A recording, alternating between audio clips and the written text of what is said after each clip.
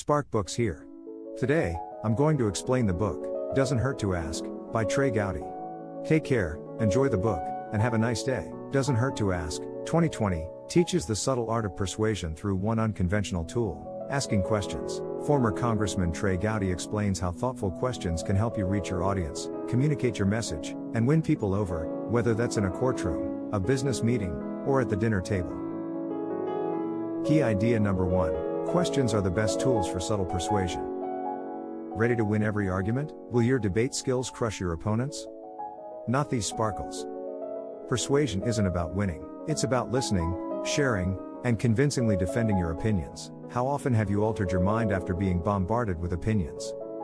Questions focus on your conversation partner and guide them without making them defensive. The author experienced this. He became a lawyer after a friend's mom asked him fantastic questions. Persuasion is delicate, and questions are its best tools. The author wanted to work construction with a friend after high school. However, his friend's mom brought it up. "What's next, honey?" she inquired. She followed up after he answered. Then another, again. He chose law after the interview. She let him decide without judging him. Questioning is powerful. Before we begin, there are dumb questions. The author's witness said the thief had a blue bag in his hand during a trial. The author instantly asked, "Okay, what color was the blue bag?" The courtroom laughter proves foolish questions exist. Dumb questions are better than stupid assertions. Who wrote Hamlet? That question shows a large knowledge gap. Imagine hearing, George Washington wrote Hamlet. That's a hidden knowledge gap. In an honest debate, would you trust a misled or uninformed person? Key idea number 2, know your goal, facts, and jury. Prosecutors must persuade juries almost entirely. Any uncertainty about the defendant's guilt will certainly prevent a conviction. Your jury, whether 12 people on a courthouse bench, a group of co-workers, or a family member, will determine how you present your case. Questions can help you grasp what they believe and why, and how to talk about it. They can also determine if your jury is persuadable. Are you open to hearing about this? Saves a lot of breath. However, in real life, it's practically hard to convince someone, especially on matters like politics, business strategy, and family values, which usually involve opinions and value judgments. Real-life persuasion is gently guiding your conversation partner toward your beliefs. You must know where you're going, how to get there, and how to take them. Know your goal, facts, and jury. Know your goal before arguing. As we've seen, persuasion rarely works. Convincing 30 to 50% is reasonable. At 30 to 50%, your opponent is starting to see your argument and questioning some of his assumptions. For instance, your partner may have admitted that you do more tasks than him. Your startup may have received a little investment. Your argument will be easier to plan if your goal is measurable. So know your goal. Questions, like arguments, must be based on facts. You'll need evidence to prove your claim. The internet and a critical mind should make this easy. Depends on your goal. Getting someone to invest $10,000 in your firm takes more fact-based arguments than $100. Your jury, whether 12 people on a courthouse bench, a group of co-workers, or a family member, will determine how you present your case. Questions can help you grasp what they believe and why, and how to talk about it. They can also determine if your jury is persuadable. Are you open to hearing about this? Saves a lot of breath. Key idea number 3, question kinds operate in different scenarios. The author discussed political justice with President Trump on live TV. He may have begun by establishing his position. Why is our justice system more respected than our political system? The author compared the systems without expressing his opinion. Even though the author had a viewpoint, he led the president to discuss why. The author asked a timely question. The point, question kinds operate in different scenarios.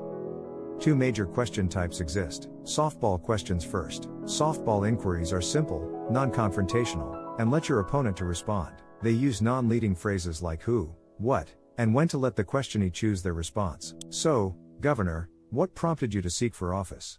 Is a softball question. Softball questions can set up the debate. They demonstrate your listening and can start your argument neutrally. Honey, when did you last take the garbage out? Is a harmless approach to start a talk about household chores. However, you'll need to ask tougher questions to prove your point or slow down and refute your opponents. Hardball questions follow. Leading questions emphasize the query rather than the answer. Didn't I instruct you to take out the trash this morning? The question indicates yes. Hard or softball questions dominate. Another question is distinct. Why? Why alters everything. Ask someone why they killed their husband. Because he was abusing our children, how would you react? Because he was snoring? Perhaps. Huge difference. Key idea number 4, sincerity persuades. The author was advised that successful litigators fake sincerity. Find a broader principle to get enthusiastic about. You may explain to your kids that dinner time isn't about skipping a meal or two, but about respecting your time and your family's time. You can be passionate about even the tiniest topics if you believe in family values, fairness, or justice. That's paradoxical. Sincerity isn't fake. You can use actual emotions to appear more genuine, credible, and likable to your audience. Sincerity is difficult. Luckily, there are some basic DOS and some important don'ts to help you along. The point, sincerity persuades. Insincerity starts with insults. How often have you forgiven someone who insulted you? Insults make the opposing side reactive and aggressive, and you appear petty and insecure. Hypocrisy kills second. Your morality will be questioned if you hold your opponent to a different standard.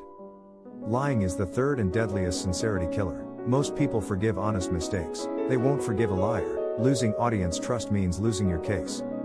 Sincerity does? Showing passion for your beliefs will win over your audience. Sincere emotions convey your audience you care. Make your point emotional. It's simple sometimes. If you're trying to prosecute a man who murdered a child, you'll likely be emotional. How does it work for basic situations like getting your kids to dinner on time? Find a broader principle to get enthusiastic about. You may explain to your kids that dinner time isn't about skipping a meal or two, but about respecting your time and your family's time. You can be passionate about even the tiniest topics if you believe in family values, fairness, or justice. Key idea number 5, impeach an argument by criticizing facts, logic, or character. Insults, hypocrisy, and lying kill honesty and credibility, as you learned. They can easily derail your case. However, using credibility killers against your opponent can be very effective. The author never accused Hillary Clinton of lying, but by asking Comey question after question, he undermined her credibility. Credibility killers help impeach. You may have only heard impeachment in reference to presidents. The word means something else here. Impeachment is one of 3 ways to discredit an argument in persuasion. Learn how. The point, impeach an argument by criticizing facts, logic, or character. Dispute the facts to impeach an argument. Asking your opponent how he knows what he claims can impeach him with facts. Showing that his facts are hearsay destroys his case. Dispute her logic if your opponent's facts are valid but she comes to a different conclusion than you. The author used this against Obama's HUD Secretary Julian Castro. Castro argued for citizenship for millions of unauthorized immigrants based on their accomplishments. The author undermined Castro by showing that his conclusion didn't follow from his argument. Why should a few unusual occurrences dictate collective policy? The author asked. The hardest and most effective impeachment is the third, character impeachment. You want to show that your opponent is dishonest, biased, or immoral. You can impeach someone by impeaching their associate. The author hitchhiked when asking former FBI Director James Comey about the Hillary Clinton email controversy. Comey was used to cast doubt on Clinton. He asked Comey multiple no-answer questions. He questioned Comey if Secretary Clinton had never emailed sensitive material to anyone from her government account, as she stated. Comey conceded. The author never accused Hillary Clinton of lying, but by asking Comey question after question, he undermined her credibility. Key idea number 6, measuring, repeating, and repackaging improves persuasion. Do you feel America is better respected globally than under President Obama? A friend asked the author this while golfing. Instead of answering, the author had his acquaintance define his terminology. What does global mean here? More respected? Where does either end? His pal was stumped. People commonly utilize vague, undefined terminology. Asking your opponent to define her terms can sometimes demolish her case. However, your opponent can do the same to you. The point, measuring, repeating, and repackaging improves persuasion. Measure your questions to protect them. Ask simple, clear questions. First, avoid broad, generalizing phrases like everybody, always, and never. So you're alleging I never do any chores? Why didn't you unload the dishwasher? Would be more effective. Repetition reinforces a well-crafted inquiry. We should practice repeating ourselves, because repetition shows your viewers its importance.